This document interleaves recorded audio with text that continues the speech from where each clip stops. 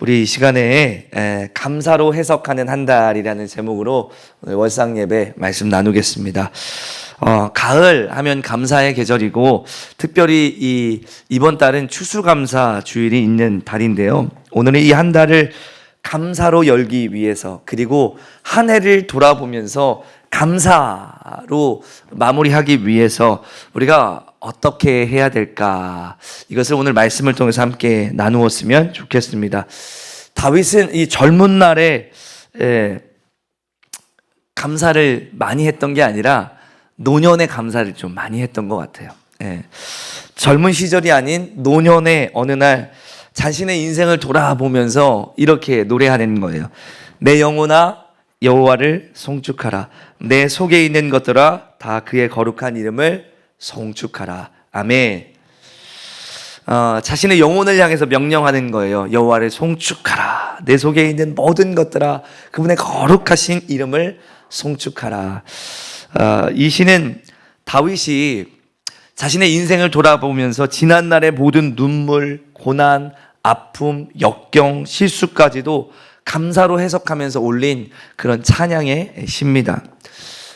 감사는요, 어디서부터 시작되냐면 따라하겠습니다. 감사는 기억에서 시작된다. 감사는 기억에서 시작된다. 네, 감사를 잘하는 사람은 형편이 좋은 사람이 아니라 기억을 잘하는 사람입니다. 기억을 잘하는 사람. 언젠가 이제 벌써 신대원 졸업한 지가 꽤 됐는데 제가 예전에 베풀었던 그 어떤 그 선의를 기억하고 매년 감사하는 분이 있어요. 그때 그거 너무 감사했어요. 그러니까 제가 몇 번 선의를 베푼 적이 없는데 감사를 참 많이 받네요. 감사하지 않으셔도 된다고 하는데 항상 1년에 한두 번씩 연락이 와서 그때 너무 감사했습니다. 그때 너무 감사했습니다. 막 그렇게 인사를 하는 분이 있어요. 제가 그분을 보면서 이런 생각을 해요. 야, 저분은 참 기억을 잘하는 사람이다. 그래, 감사는 기억을 잘하는 사람이 잘하는 거구나 라는 그런 생각을 했습니다. 내 영혼아 여호와를 송축하며 그의 모든 은택을 잊지 말지어다. 아멘. 여러분, 우리가 하나님의 은혜를 잊지 않는 사람, 기억하는 사람이 감사 잘하는 사람이 될 수 있는 줄 믿습니다. 오늘 그 노청승 권사님이 안 오셨는데 팔목장이 함께 원트립을 다녀왔어요. 근데 그 원트립의 질문 중에서 살아오면서 남편에게 가장 고맙고 감사한 점이 있다면 이라는 이런 그 질문이 있었는데 아무리 생각해도 감사한 게 없다는 거예요. 그래가지고 제가 막 속으로 막 웃었어요.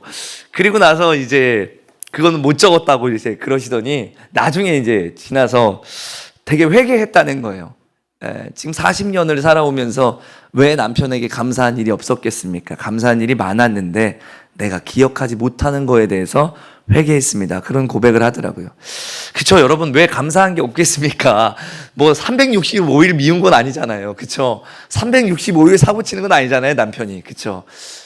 때로는 감사한 일들이 참 많이 있겠죠. 그런데 감사는 기억하는 사람이 하는 건데 기억하지 못하면 우리는 감사하지 못한다라는 거예요. 다윗은요, 하나님이 자신의 인생 위에 베풀어 주신 하나님의 은혜를 잊지 않았습니다. 양을 치던 시절에, 그리고 광야에서 사울에게 쫓기던 시절에, 그리고 그 쫓기면서 당했던 그 고통의 날들에 하나님께서 그에게 베풀어 주신 은혜와 구원을 잊지 않고 기억하며 감사하는 거예요. 뿐만 아니라 왕이었던 시절에 죄로 넘어졌던 그 시절, 그리고 자신을 회복시켜 주시고 자신과 여전히 함께 해주시고 자신의 손을 붙잡아 주셨던 그 하나님의 은혜를 잊지 않고 기억하며 감사하는 거예요. 사랑하는 여러분, 감사할 일이 보이지 않을 때는 하나님이 내게 하신 일들을 떠올려 보셔야 돼요. 떠올려 보셔야 돼요. 그때마다 감사가 다시 피어나는 거예요. 혹시 여러분 감사 노트를 적고 계십니까? 오늘도 가족이 함께 식사함을 감사합니다. 아이의 웃음을 볼 수 있음에 감사합니다. 어떤 상황이었는데 이 문제가 해결해 주심을 감사합니다. 여러분, 우리가 감사 일기를 적다 보면요, 기억이 나지 않을 때 그 감사 일기를 펴보면 기억이 나잖아요. 그래서 어떤 사람이 이런 얘기를 했더라고요. 필자 생존 이런 얘기를 하면서 적어야지 산다라는 그런 얘기를 하더라고요. 우리가 적지 않는 것은 기억할 수가 없어요. 그래서 적어야지 기억을 한다라는 거죠. 좋은 설교가들의 이 루틴 중에 하나가 바로 기록하는 거예요. 책을 보든지 어디 강의를 듣든지 기억하는 거예요. 기억하기 위해서는 적어놔야 되는 거죠. 적어놓고 저장해놓고 그래서 이제 그것을 기억해서 볼 수 있는 거죠. 여러분 감사는 기억의 신앙에서 자라나는 줄 믿습니다. 기록하지 않는 것은 잊혀집니다. 그러므로 감사하시되 감사의 길을 쓰면서 여러분 감사한 기억들을 계속해서 기억할 수 있기를 예수님의 이름으로 축복합니다. 우리 어제도 박원석 권사님이 간증을 하시는데 무엇을 간증할까 할 때 감사의 길을 피는 거예요. 감사의 길을 피니까 이게 감사하구나, 저게 감사하구나, 이것도 감사했지, 이렇게 이제 기억할 수가 있는 거죠. 두 번째 감사는 읽어보겠습니다. 해석이다. 해석이다. 네, 감사는 해석입니다.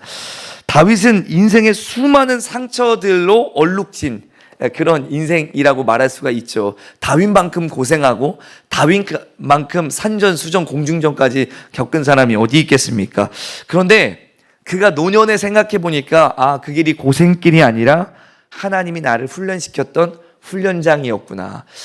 그 길이 그냥 고난의 길이 아니었고 내가 왕이 되기 위한 그런 관문이었구나 라고 그가 해석하게 되는 거예요.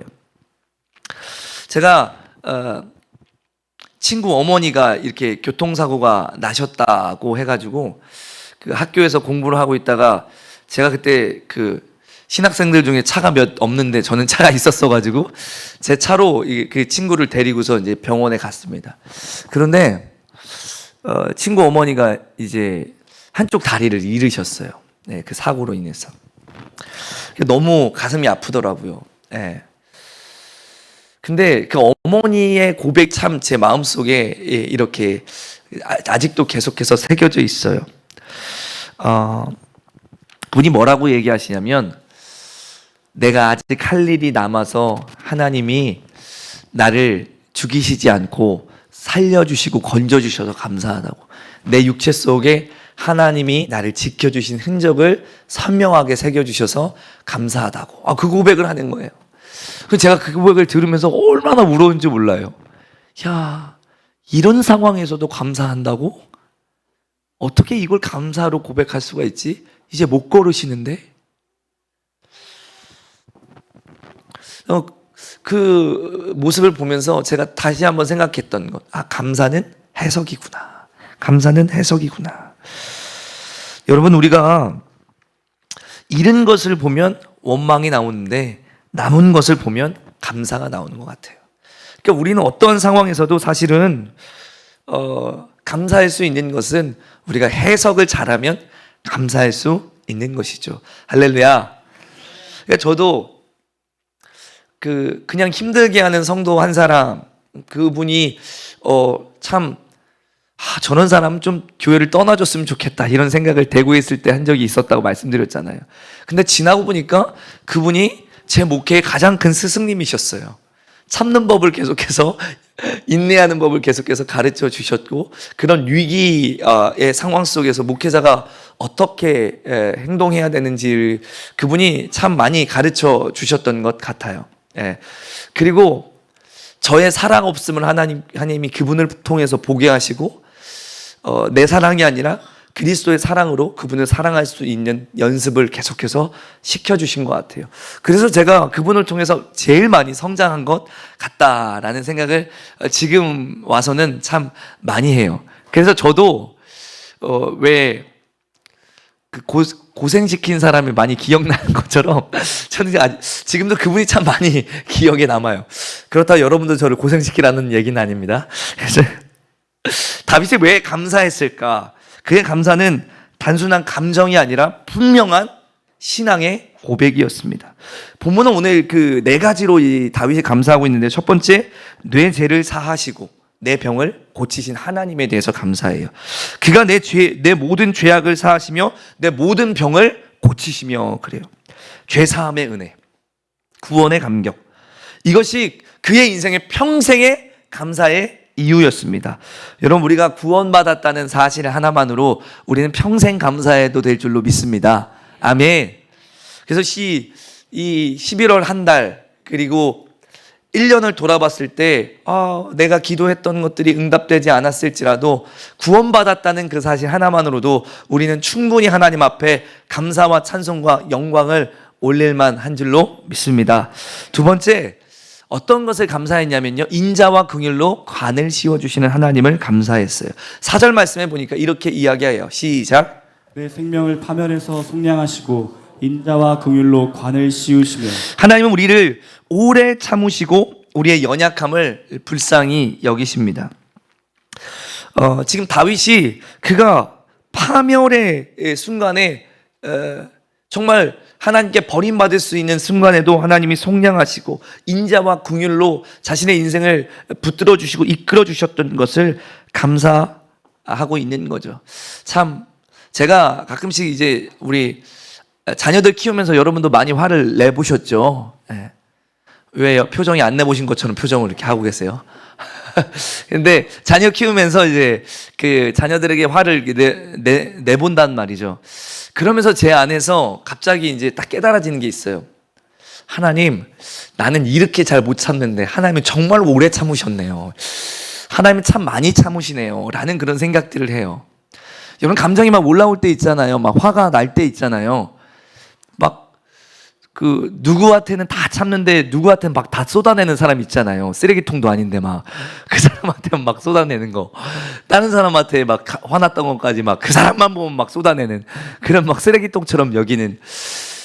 근데 아무튼 우리가 화를 내는 대상들이 있는 것 같아요. 제가 보기에도. 왜 나한테 화내고 그래? 어디서 매 맞고 와가지고. 근데 하나님은 참 오래 참으신다. 저는 화내는 사람을 보고 제가 화를 낼 때마다 기억하는 것은, 하나님 참 볼품없는 녀석, 참 보잘것없는 사람, 부족한 사람, 늘 넘어지고 또 거짓말하는 사람, 참아주셔서 감사합니다. 너무 오래 참아주셔서 감사합니다. 이런 감사가 나오는 거죠. 다윗은 지금 그 감사를 지금 하고 있는 거예요. 세 번째, 좋은 것으로 우리의 소원을 만족하시는 하나님, 좋은 것으로 그의 인생을 만족시켰던 하나님을 감사하고 있는 거예요. 시편 103편 5절 말씀에 보니까 좋은 것으로 내 소원을 만족하게 하사 그래요. 가장 좋은 것이 무엇일까요? 여러분 지금 가장 좋은 게 뭐예요? 돈도 성공도 건강도 아닙니다. 하나님 자신이 우리에게 가장 좋은 선물인 줄 믿습니다. 여호와는 나의 목자시니 내게 부족함이 없으리로다. 할렐루야. 그분이 우리 안에 계시니 우리는 부족함이 없는 줄 믿습니다. 아멘. 그리고 다윗은 뭘 감사하냐면 날마다 새롭게 하시는 하나님을 감사하고 있어요. 시편 103편 5절 하반절에 보니까 내 청춘을 독수리같이 새롭게 하시는도다. 하나님은 우리의 인생을 구원으로 끝내지 않으시고 날마다 새롭게 하시고, 그리고 필요한 은혜들을, 준비하신 은혜들을 때마다 우리에게 허락하시는 하나님이신 줄 믿습니다. 뿐만 아니라 우리의 겉사람은 날마다 늙어가지만 속사람은 주님 안에서 날마다 젊어져 가는 줄 믿습니다. 아멘. 자, 여러분, 감사는 이번 달 우리의 언어가 되어야 됩니다. 할렐루야. 감사, 우리의 삶의 언어가 되어야 돼요. 그리고 그 감사가 가정의 언어가 되고 교회의 언어가 되고 여러분의 직장의 언어가 되어야 될 줄로 믿습니다. 이 감사라는 것은요, 조금 공기처럼 이렇게 퍼져가는 것 같아요. 번져가는 것 같아요. 한 사람의 입술에서 시작된 감사가 가정의 공기를 바꾸고 직장 내에, 교회 안에 공기를 바꾸고 분위기를 새롭게 만드는 줄 믿습니다. 여러분, 사람들에게 감사를 한번 해보세요. 그러면 어떻게 되냐면 감사가 서로에게 이렇게 된단 말이죠. 제가 원트립에서도 서로에게 감사한 점들을 이렇게 칭찬들을 한번 해보라고 하잖아요. 그러면은 감사가 쏟아져요. 그 첫사람이 좀 중요해요. 첫사람이 약하게 하잖아요. 다 약하게 해요. 근데 첫사람이 강하게 하잖아요. 그러면 다 강하게 하는 거예요. 그 감사한 점들을 막 강하게 하는 거예요. 예. 이번 팔목장도 첫사람이 강하게 하니까 막 강하게 하더라고요. 다 감사를. 감사가 이렇게 공기처럼 번져 나가는 거죠. 그러니까 여러분 가정에서도 직장에서도 여보 감사해. 나는 당신이 우리 가정을 위해서 이렇게 수고하고 땀 흘리고 고생하는 모습들을 볼 때 너무 감사해. 감사해. 이렇게 감사하다는 고백들을 할 때 있잖아요. 감사가 번져나가요. 나 같은 사람이랑 살아줘서 내가 감사하지. 나 때문에 참 고생해서 감사하지. 아이들 바르게 잘 키워줘서 감사하지.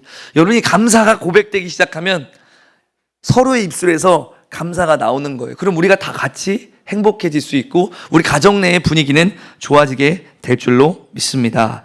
할렐루야. 그래서 여러분 감사는요 단순한 말이 아니라 하나님이 일하시는 능력의 통로인 줄 믿습니다. 아멘. 그래서 감사 한 번만 잘해도요 그 마음의 치유가 일어나요. 나 왜 갑자기 눈물이 나지? 막 이렇게. 왜 감사하다는 그게 한 번도 어찌 보면 그 사람이 그 영혼이 감사하다는 말을 듣고 싶어서 울은 거일 수도 있어요.